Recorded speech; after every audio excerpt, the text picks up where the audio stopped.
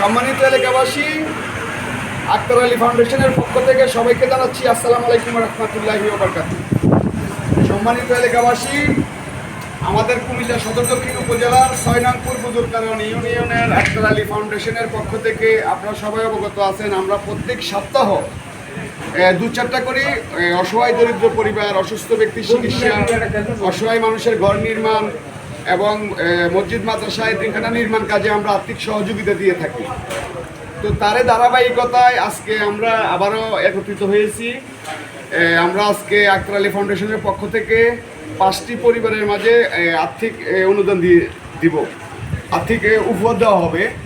যেমন প্রথমে আমি বলবো, একটি দরিদ্র পরিবারের একটা মেয়ের বিয়ের জন্য আমরা সহযোগিতা করব এবং গোয়ালগাঁ নুরানি মাদ্রাসা এতিমখানা সহ এবং অসুস্থ ব্যক্তির চিকিৎসা আমরা অতীতের ধারাবাহিকতা আজকে 5টি পরিবারের মাঝে আর্থিক অনুদান দিব।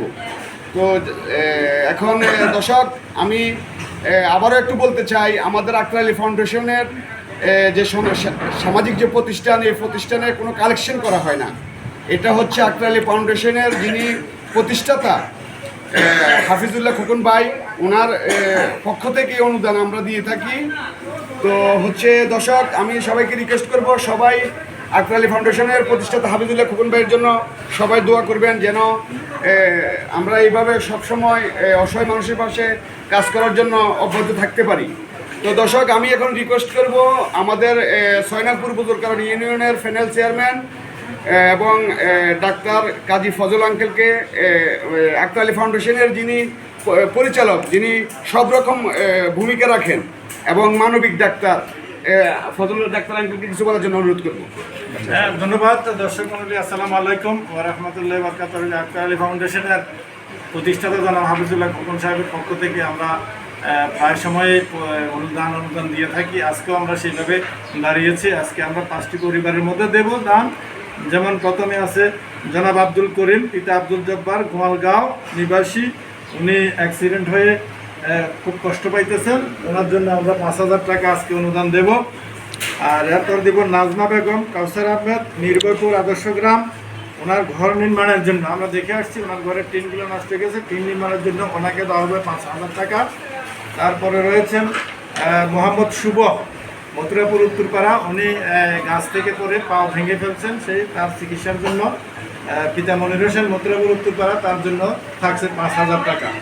পরে গোয়ালগাঁও নুরানি মাদ্রাসার বোর্ডিংয়ের রিলে বোর্ডিংয়ের ছাত্রছাত্রীদের জন্য থাকার বোর্ডিংয়ের জন্য সেখানে আমরা আজকে দিচ্ছি 95 কেজি চাল, অর্থাৎ 2 বস্তা চাল সেখানে প্রদান করা হচ্ছে।